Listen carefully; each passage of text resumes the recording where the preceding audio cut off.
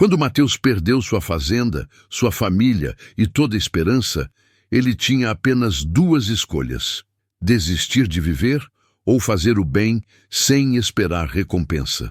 Ao ajudar uma viúva desconhecida em sua hora mais sombria, ele não imaginava que um jovem de sorriso luminoso apareceria de forma inexplicável, transformando não apenas seu destino, mas revelando que os milagres ainda acontecem para aqueles que cultivam a bondade, mesmo em terreno árido. Esta é a história real de como um agricultor falido encontrou redenção através de um santo adolescente que amava a Eucaristia e os computadores, e de como a graça divina se manifesta nos momentos mais improváveis. Antes de começarmos esta jornada emocionante, peço que você se inscreva no canal para não perder histórias inspiradoras como esta.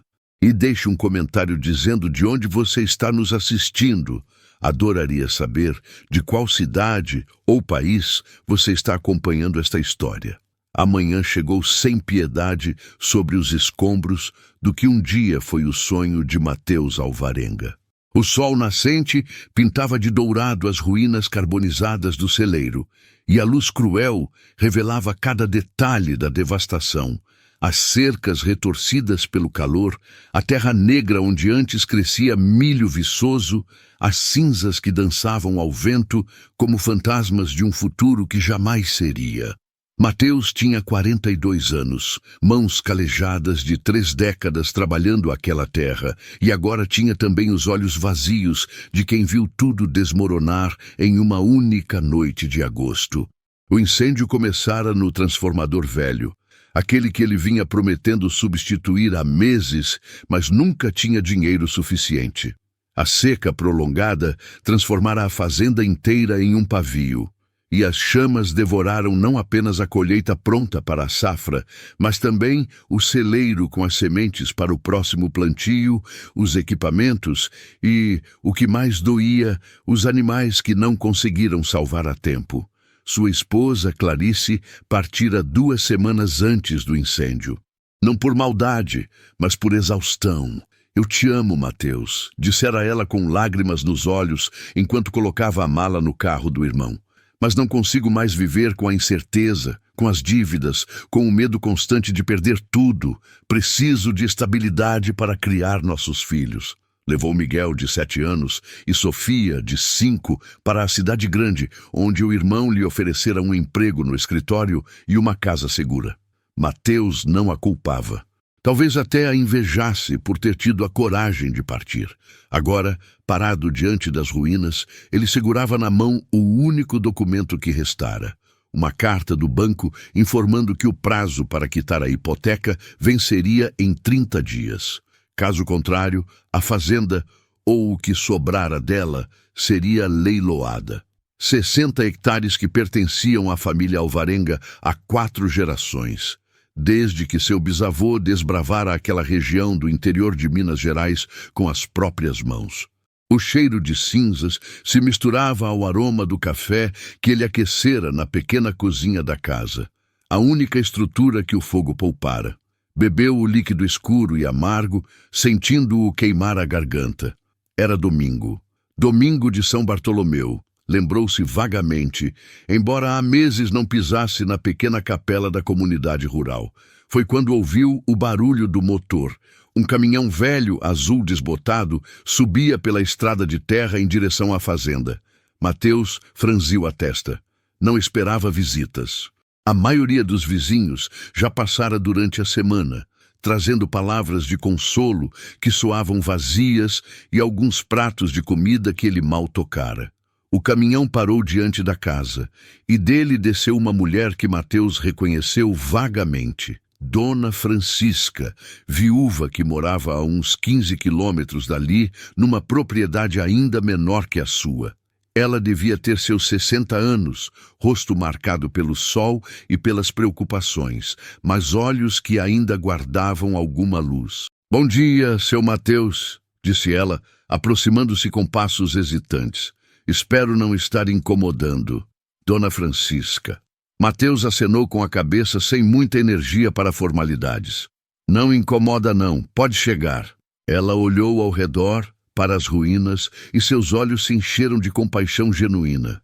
Não disse nada piegas, apenas, eu soube. Lamento muito. Silêncio. O vento soprou cinzas entre eles. Vim aqui porque... Ela engoliu em seco, como se as próximas palavras custassem a sair. Sei que o senhor está passando pelo pior momento da sua vida, e vim pedir ajuda mesmo assim. Sei que é um absurdo, mas não tenho mais ninguém. Mateus a olhou com mais atenção. Notou então que os olhos dela estavam vermelhos, inchados de chorar. Meu filho, João Pedro, teve um acidente de moto na rodovia. Está internado no hospital regional. Bateu a cabeça, está em coma. A voz dela tremeu. Os médicos dizem que precisam fazer uma cirurgia urgente, mas o SUS está sem vaga e sem equipamento. Tem uma clínica particular que pode operar ainda hoje, mas custa R$23 mil. Ela tirou um papel do bolso com as mãos trêmulas. Eu vendi tudo que tinha. As 3 vacas, as galinhas, penhorei até minha aliança de casamento. Consegui 15 mil. Lágrimas desciam pelo rosto marcado. Seu Mateus, me disseram que o senhor tinha um trator, uma colheitadeira. Pensei que talvez pudesse vender, emprestar, qualquer coisa. Meu menino vai morrer se não operar hoje. Ele tem 23 anos, é tudo que me resta no mundo. Mateus sentiu algo apertar em seu peito. Olhou para as ruínas do celeiro, onde a colheitadeira fora consumida pelo fogo. O trator velho estava lá sim, mas era a única coisa de valor que ainda possuía, a única ferramenta que poderia, teoricamente, ajudá-lo a tentar recomeçar. Dona Francisca, começou ele, a voz rouca. Eu sei que estou pedindo demais. Ela interrompeu, juntando as mãos em súplica. Sei que o senhor perdeu tudo. Mas meu filho, seu Mateus, meu filho, ela não conseguiu terminar. Desabou em soluços. Mateus fechou os olhos. Pensou em Miguel e Sofia, seus filhos que agora estavam longe. Pensou em como seria se fosse um deles na maca do hospital. Pensou na carta do banco, no prazo de 30 dias, na impossibilidade de recomeçar sem o trator. Então, por algum motivo que ele mesmo não compreendia completamente, pensou em algo que seu avô costumava dizer. Mateus, quando você não tem mais nada a perder, é quando você pode dar tudo. Abriu os olhos. O trator está lá nos fundos, disse ele simplesmente. Está velho, mas funciona. Deve valer uns 15, talvez 20 mil, se encontrar comprador rápido. Vou com a senhora até a cidade. Conheço um sujeito que compra equipamento agrícola. Dona Francisca o encarou incrédula. Mas, senhor vai precisar.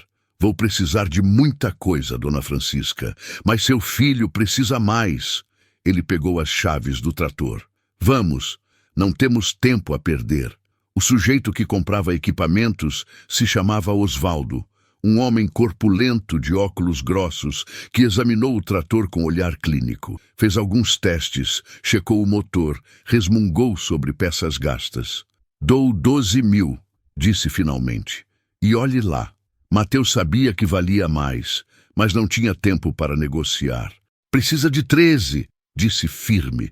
A senhora junta com os 15 dela, dá 28. Sobra um pouco para o que vier depois. Osvaldo bufou, mas acabou concordando. 3 horas depois, Mateus e Dona Francisca estavam no hospital, entregando o dinheiro para a secretária da clínica particular.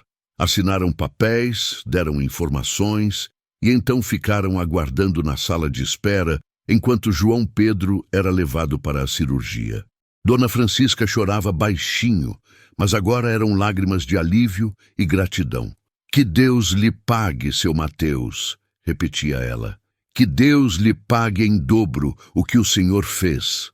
Mateus apenas acenou com a cabeça, olhando pela janela para o céu que começava a ganhar tons alaranjados do entardecer. Sentia-se estranhamente vazio e leve ao mesmo tempo. Dera o último recurso que possuía. Agora não havia mais nada entre ele e a falência completa. Mas de alguma forma inexplicável, sentia uma paz que não experimentava há meses. A cirurgia durou 4 horas. Às 10 da noite, o médico saiu da sala, cansado, mas sorrindo. A cirurgia foi um sucesso. Conseguimos aliviar a pressão no cérebro. Ele vai precisar ficar internado uns dias, mas o prognóstico é bom. Foi por pouco. Dona Francisca quase desmaiou de alívio. Abraçou Mateus com força, encharcando sua camisa com lágrimas de alegria. Mateus ofereceu-se para levá-la de volta, mas ela insistiu em ficar no hospital com o filho. Ele então saiu para a noite fresca da cidade, planejando pegar um ônibus de volta para a fazenda. Foi na praça, em frente ao hospital, que aconteceu. Mateus estava sentado num banco, esperando o ônibus que passaria apenas de madrugada, quando notou um jovem sentado no banco ao lado. Não estava ali 1 minuto antes. Mateus tinha certeza disso, mas de repente ele estava lá. O rapaz devia ter uns 15, talvez 16 anos. Usava jeans e uma camiseta simples, tênis gastos. Tinha cabelos escuros um pouco bagunçados e um sorriso gentil no rosto. Mas o que mais chamava a atenção eram os olhos. Extraordinariamente brilhantes, vivos, cheios de uma alegria que parecia não caber dentro dele. "Boa noite", disse o jovem, com uma voz surpreendentemente madura. Tinha um leve sotaque italiano. "Boa noite", respondeu Mateus, estranhando a abordagem. "Você fez uma coisa muito bonita hoje", disse o rapaz, ainda sorrindo. Mateus franziu a testa. "Como você sabe? Eu sei de muitas coisas." O jovem riu, um som cristalino. "Me chamo Carlo. Mateus." "Eu sei, Mateus Alvarenga. 3 gerações trabalhando aquela terra. 4, na verdade, se contarmos seu bisavô." Um arrepio percorreu a espinha de Mateus. "Como você..." "Não fique assustado." Carlo fez um gesto tranquilizador. "Vim aqui para te contar algo importante. Algo que você precisa saber." Mateus deveria ter se levantado e ido embora. O rapaz claramente sabia coisas que não deveria saber. Mas algo naqueles olhos, naquele sorriso, o mantinha ali, hipnotizado. "Você acha que perdeu tudo, não é?" continuou Carlo, virando-se completamente para Mateus. "Sua fazenda, sua família, seus bens. E hoje deu até o último recurso que tinha. Deve estar se perguntando se foi insanidade, se jogou fora a última chance de recomeçar." Mateus engoliu em seco. Era exatamente o que pensava. "Mas eu vim te dizer que você não perdeu tudo. Na verdade, você encontrou algo muito mais valioso." Carlos se inclinou para a frente, com intensidade. "Você encontrou a você mesmo. O verdadeiro Mateus, aquele que existe quando todas as máscaras caem, quando todas as seguranças desaparecem. E descobriu que esse Mateus é bom, é generoso, é capaz de amar mesmo quando tudo dói." "Quem é você?" sussurrou Mateus, sentindo lágrimas inesperadas nos olhos. "Alguém que entende de perda e de amor. Alguém que morreu jovem, mas viveu intensamente." Carlos sorriu com ternura. "Eu costumava dizer que todos nascemos como originais, mas muitos morrem como cópias. Você poderia ter se tornado uma cópia hoje, Mateus. Poderia ter se deixado consumir pela amargura, pelo egoísmo que a dor justifica, mas escolheu permanecer original, permanecer humano. Eu não entendo." "Você vai entender." Carlos se levantou e Mateus notou que havia algo de etéreo nele, como se a luz da praça o atravessasse levemente. "Amanhã de manhã, vá até a capela da sua comunidade, acenda uma vela diante do Santíssimo e fique ali, em silêncio, por 30 minutos. Apenas isso." "Por quê?" "Porque é lá que a resposta te encontrará." Carlo começou a se afastar, mas então virou-se uma última vez. "Ah, e Mateus, guarde esse papel." Ele estendeu algo para Mateus, um cartãozinho plastificado. Mateus o pegou, confuso. Era uma oração, com a imagem de um jovem sorridente. Leu o nome: Beato Carlo Acutis, 1991-2006. Quando levantou os olhos, o rapaz havia desaparecido. Mateus ficou ali, parado, com o coração batendo violentamente. Olhou para todos os lados da praça. Nada, ninguém. Era impossível alguém desaparecer tão rápido. Olhou novamente para o cartão em suas mãos. A foto mostrava exatamente o mesmo rosto, o mesmo sorriso. os mesmos olhos brilhantes do rapaz que acabara de falar com ele. Leu as datas com mãos trêmulas. 1991, 2006. Morto com apenas 15 anos. Mateus não dormiu no ônibus de volta. Ficou acordado a noite inteira, segurando o cartãozinho, revivendo cada palavra da conversa impossível. Na manhã seguinte, apesar da exaustão, cumpriu o que Carlo pedira.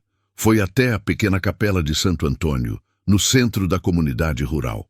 Era uma construção simples, de paredes brancas e teto de telhas vermelhas, com capacidade para talvez 50 pessoas nos bancos de madeira desgastada.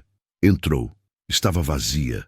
A luz da manhã penetrava pelos vitrais simples, criando padrões coloridos no chão de cimento. O sacrário dourado repousava sobre o altar, com uma pequena luz vermelha acesa ao lado, indicando a presença da Eucaristia. Mateus acendeu uma vela fina, colocou-a no suporte de ferro e sentou-se no primeiro banco. Ficou ali em silêncio como Carlo instruíra. Não sabia rezar formalmente, fazia tanto tempo. Então apenas ficou quieto, olhando para a luz vermelha, sentindo o peso do silêncio. Os minutos passaram devagar, pensamentos fluíam. A fazenda perdida, Clarice e as crianças longe, o trator vendido, o encontro impossível da noite anterior. Não tentou ordenar os pensamentos, apenas os deixou existir. Foi aos 20 minutos que ouviu a porta se abrir. Virou-se. Um homem entrava na capela, baixo, cabelos grisalhos, óculos de armação metálica, terno surrado, mas limpo. Tinha um ar professoral. Carregava uma pasta de couro debaixo do braço. O homem o viu e sorriu. Com licença, não quero interromper. Não interrompe, disse Mateus por educação. O homem sentou-se alguns bancos atrás e Mateus voltou sua atenção para o sacrário. Mais 10 minutos de silêncio. Quando se levantou para sair, o homem o chamou. Desculpe, mas eu o conheço, não conheço? Você é Mateus Alvarenga, da fazenda do outro lado do rio? Sou, sim. Ou era. Mateus deu um sorriso amargo. Ouvi sobre o incêndio. Terrível. O homem se aproximou, estendendo a mão. Meu nome é Paulo Guimarães. Sou agrônomo. Moro na capital, mas vim passar uns dias na região fazendo pesquisa. Apertaram as mãos. Pesquisa sobre o quê? Perguntou Mateus, apenas por cordialidade. Sobre recuperação de solo pós-incêndio. Na verdade, Paulo ajustou os óculos. Tem havido alguns avanços interessantes. O fogo, embora destrua a plantação imediata, pode, em certas condições, enriquecer o solo de formas surpreendentes. As cinzas têm nutrientes e, com o tratamento certo... Mateus o olhou com mais atenção. Desculpe, não quero tomar seu tempo, disse Paulo. Mas se você tiver interesse, estou montando um projeto piloto.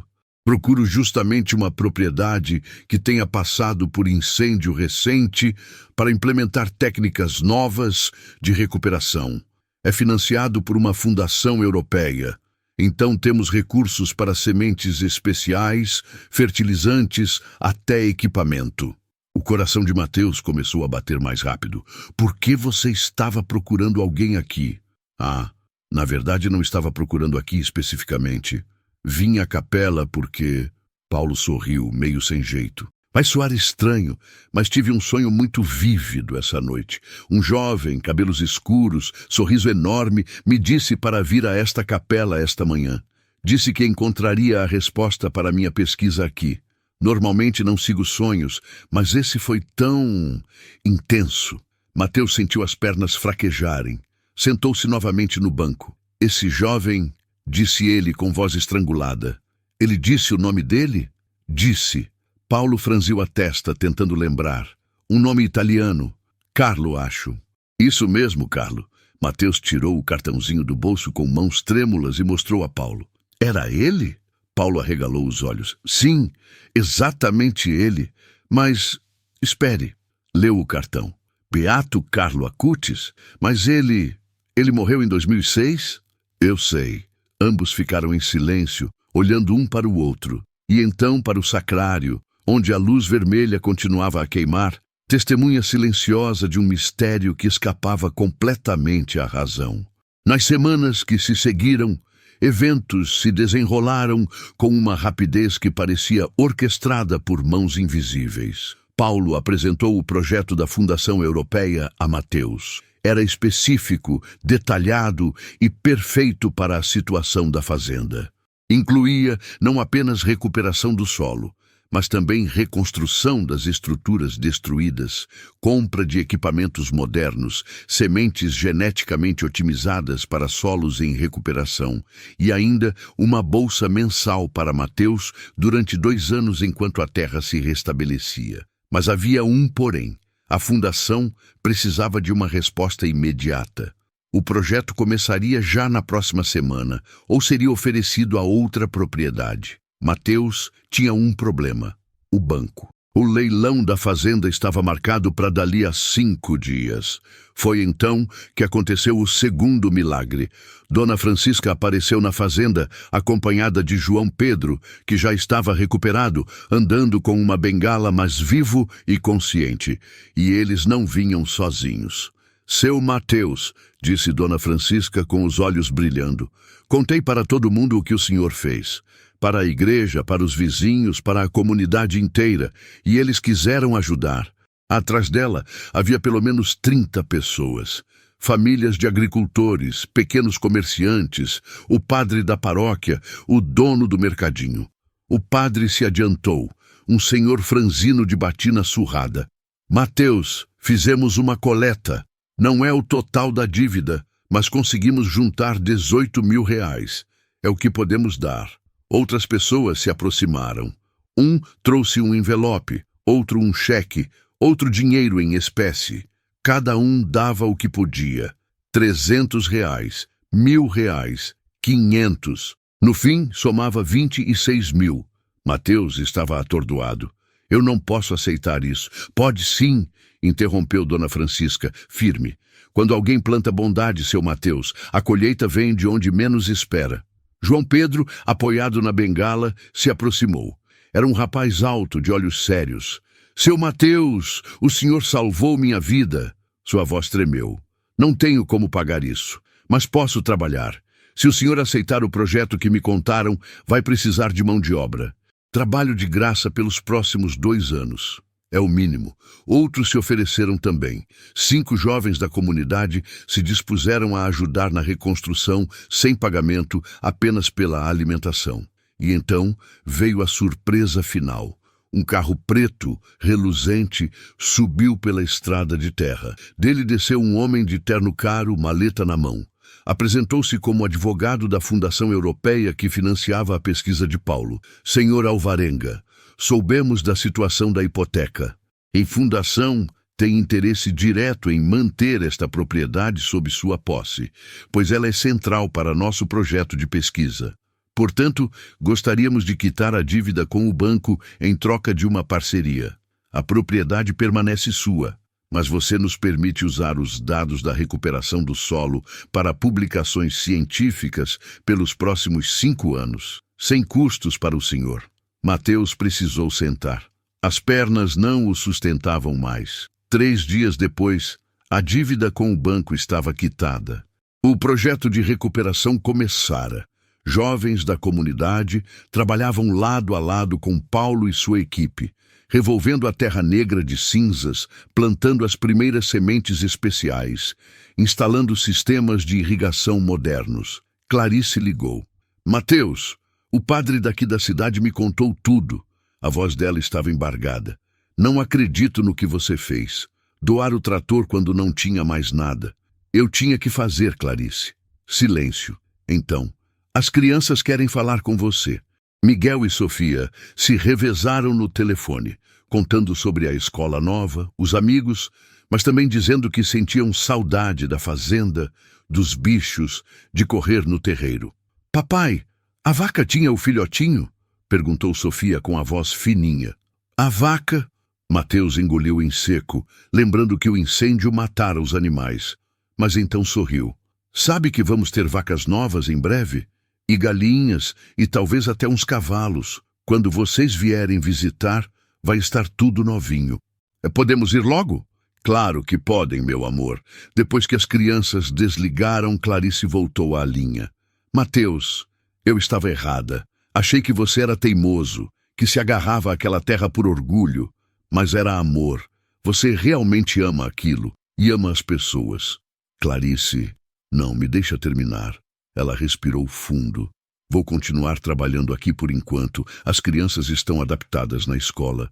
Mas eu quero que a gente tente de novo. Não agora, mas aos poucos.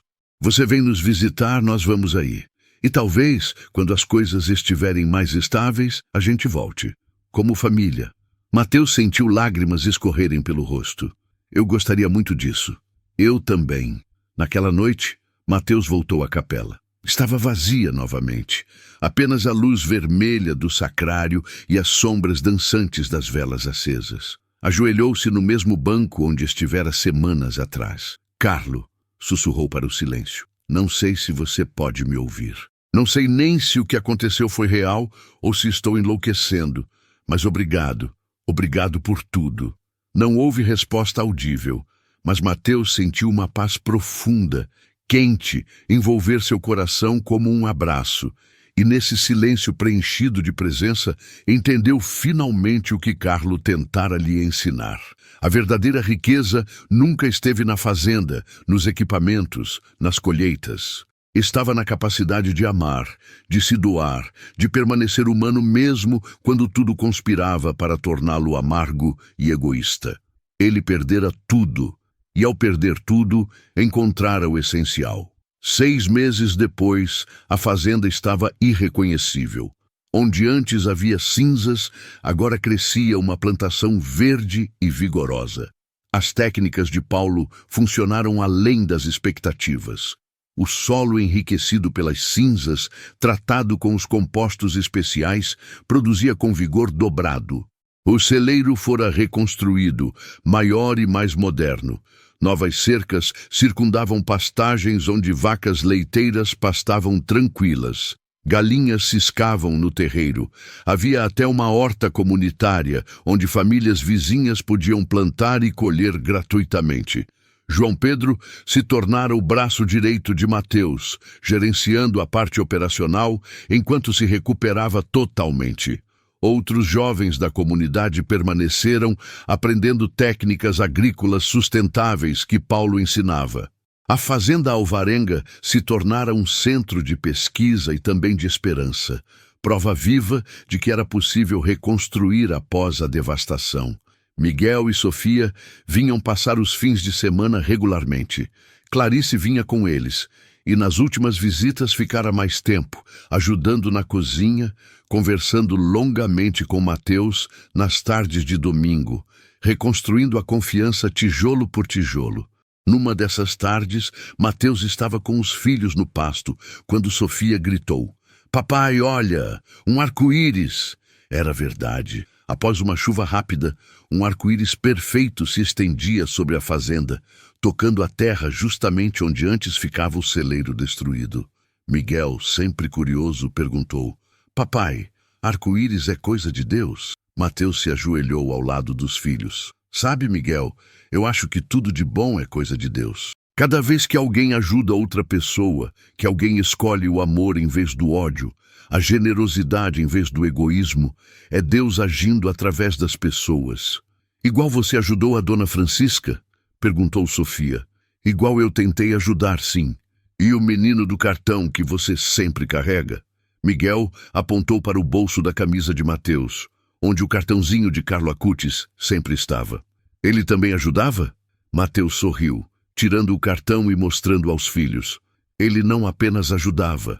Ele ensinava que Deus está em todo lugar, especialmente na Eucaristia, mas também nas pessoas, nas situações, esperando que a gente o reconheça.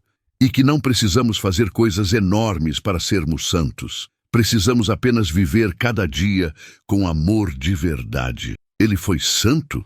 quis saber Sofia. "Está quase lá. É beato. E sabe de uma coisa? Ele morreu muito jovem, mais ou menos da idade do João Pedro, mas viveu de um jeito tão intenso, tão cheio de amor e de Deus, que mesmo depois de morrer, continua ajudando as pessoas. Ajudou você, papai? Mateus olhou para o arco-íris, para a fazenda renascida, para os filhos ao seu lado, e sentiu os olhos encherem de lágrimas. Sim, meu filho, ajudou muito. Me ensinou que quando a gente perde tudo, é aí que pode ganhar o que realmente importa. Naquela noite, após as crianças dormirem, Mateus e Clarice sentaram juntos no terraço da casa, olhando as estrelas. Sabe o que decidi? Disse Clarice de repente. Vou pedir transferência do trabalho. Quero voltar. Quero que as crianças cresçam aqui, vendo como você reconstruiu isso tudo, vendo que a vida pode nos derrubar, mas que a gente sempre pode se levantar se tiver amor e fé. Mateus pegou a mão dela. Tem certeza? Mais do que nunca. Ela entrelaçou os dedos nos dele. Você mudou, Mateus, ou talvez tenha se tornado mais quem você sempre foi, e eu quero estar ao seu lado dessa jornada. Beijaram-se ali, sob as estrelas, selando um novo começo construído sobre os escombros do que se foi. No dia seguinte, Mateus acordou cedo, como sempre. Foi até a capela, antes de começar o trabalho na fazenda. Era seu ritual agora, todas as manhãs. Acendeu sua vela, ajoelhou-se, olhou para o sacrário. E ali, naquele silêncio preenchido de presença, sentiu novamente aquela paz inexplicável, aquela certeza de que não estava sozinho, de que nunca estivera. Olhou para o cartãozinho de Carlo Acutis que segurava nas mãos. O jovem de sorriso luminoso o encarava da foto, com aqueles olhos extraordinariamente vivos.